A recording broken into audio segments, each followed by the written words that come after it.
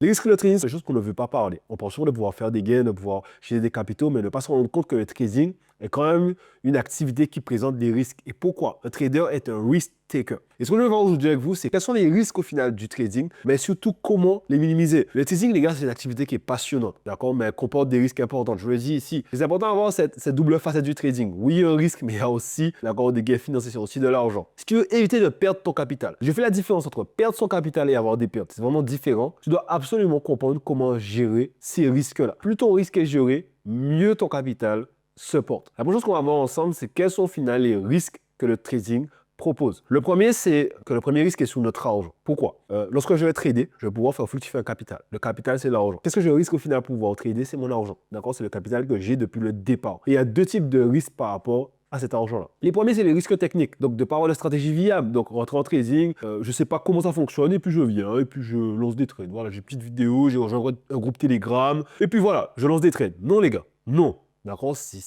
Non, ça c'est un risque technique. Utiliser les mauvais outils, risque technique. Ne pas avoir une bonne gestion de risque, ne pas avoir les bonnes bases pour être un trader rentable, c'est des risques techniques. Ce sont des risques qui peuvent être balayés d'une manière très simple. Vous vous formez et tous ces risques techniques, donc qui s'allient forcément à des compétences techniques, peuvent être largement balayés, largement comblés en ayant des bonnes bases, de bonnes stratégies, de bons éléments. La deuxième partie qui est assez tricky, c'est les risques psychologiques. Beaucoup de personnes ne se rendent pas compte que ces éléments-là vont vraiment. On peut avoir ici, créer sa stratégie, avoir la stratégie viable, les bons outils, etc. Et au final, ne pas avoir la bonne psychologie. Et en fait, elle vient casser tous ces éléments-là. Et ce qu'on veut, nous, c'est quoi? Être formé techniquement, mais aussi minimiser les risques psychologiques. Donc, par exemple, la peur de perdre de l'argent, laisser les émotions dicter nos choix, la dépression, l'endettement. Tous ces éléments-là vont aussi faire partie des risques au niveau du trading. Si tu commences le trading, dis-toi que si tu n'es pas bien accompagné, malheureusement, tout cela peut t'arriver. Tu peux avoir peur de l'argent, tu peux rentrer en dépression, tu peux rentrer dans l'endettement parce que finalement, tu n'auras pas eu ces bonnes bases. Et c'est vraiment important pour toi de pouvoir comprendre et de pouvoir agencer ces différents éléments en conséquence. Et ce qu'on va aller voir par la suite, c'est au final,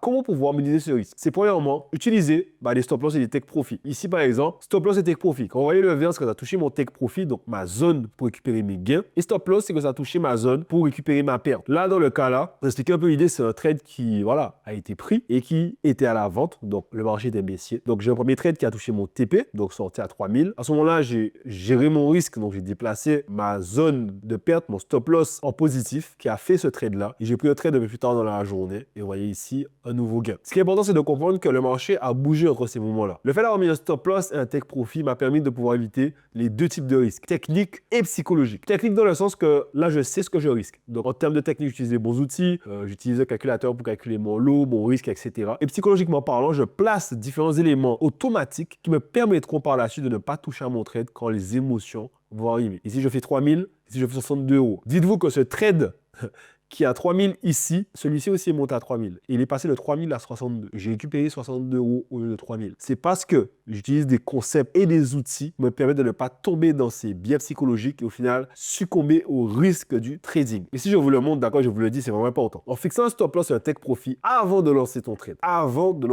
tu vas dire toute opportunité un choix futur basé sur des émotions une fois le trade lancé. Et la règle qu'on va toujours garder, c'est risquer petit pour gagner grand. D'accord? Le but d'avoir un stop loss et un take profit, c'est de toujours pouvoir risquer petit pour gagner grand. Deuxième outil qu'on va y voir ensemble, c'est le calcul du risque. Ici, je vous montre un peu une capture d'écran en fait, d'un outil que j'utilise sur ma FXbook, d'accord, qui est une calculatrice au niveau du Forex. Ici, qu'on voit qu'on va trader l'euro USD, d'accord, le compte est en dollars, on a un compte de 10 000, on va risquer 1% par trade, et ici, on a deux stop loss différents, un de 8, un de 10. On se rend compte que le lot ici est différent. Dans les deux cas, on va risquer 100 dollars, mais le lot va être différent. Beaucoup de personnes ne savent pas que le lot va évoluer par rapport au risque que nous avons, donc ici, le pourcentage, donc la somme, les 100 dollars, mais aussi la taille de notre stop loss. Il y a des outils comme celui-ci qui vont vous permettre de pouvoir calculer votre lot et de pouvoir vraiment poser les bons éléments et savoir combien vous allez risquer par la suite. Donc là, il y a une autre règle pour moi qui est très importante, c'est de pouvoir gérer un risque intelligent. Pas plus de 1 à 2% de votre capital par trade. C'est important, parce que si vous avez un compte par exemple de 10 000, vous perdez un trade, si vous perdez 100 euros, ça va. Il reste 9 900 euros pour faire des gains. Donc, c'est parfait. Et ce qu'on va pouvoir faire, c'est de jamais risquer tout le capital sur un seul trade. Lancer un lot sans SL, pour moi, c'est risquer tout le capital sur un seul trade, les gars. Avoir cette logique de savoir où est notre zone de stop loss, combien de pips nous avons de notre point d'entrée à notre stop loss et au final, quelle est la somme que nous allons risquer. À partir de là, nous pouvons calculer notre lot et pouvoir rentrer dans le trade. C'est un élément qui est vraiment important. Donc, calcul du risque qui va se passer par MyFXbook. C'est l'outil que j'utilise moi pour le Forex. Et ce que je te propose, parce que je pense que je te rends compte que le trading demande vraiment cette capacité. Si toi, tu souhaites progresser en trading, tu souhaites avoir des comptes de 25 000, de 50 000, pouvoir créer un revenu complémentaire vis-à-vis du trading, n'hésite vraiment pas à prendre un rendez-vous avec moi. Je te propose un appel pour 0 € de 15 minutes où tu as la possibilité de pouvoir me poser des questions, pouvoir réellement entrer cet écosystème par rapport au trading et qu'on puisse mettre ensemble un plan d'action qui te permettra dans les 3 à 6 prochains mois de pouvoir créer une source de revenus complémentaire grâce au trading. Et le point suivant qu'on va voir ensemble, c'est de pouvoir garder son calme et de rester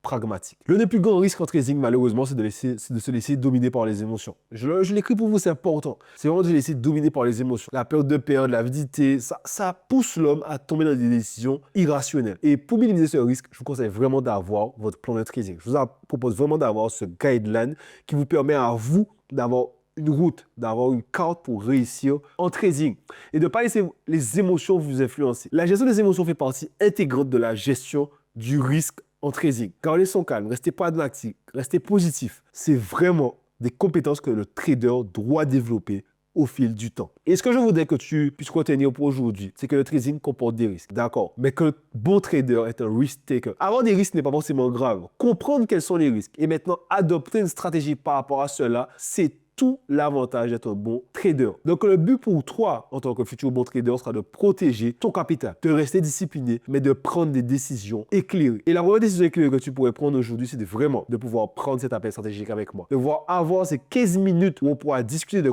comment le trading pourra devenir une source de revenus complémentaire pour toi, sans quitter ton travail, sans changer toute ta vie, sans investir des milliers et des milliers d'euros, seulement en ayant une stratégie claire, simple et efficace. Je te dis à la prochaine.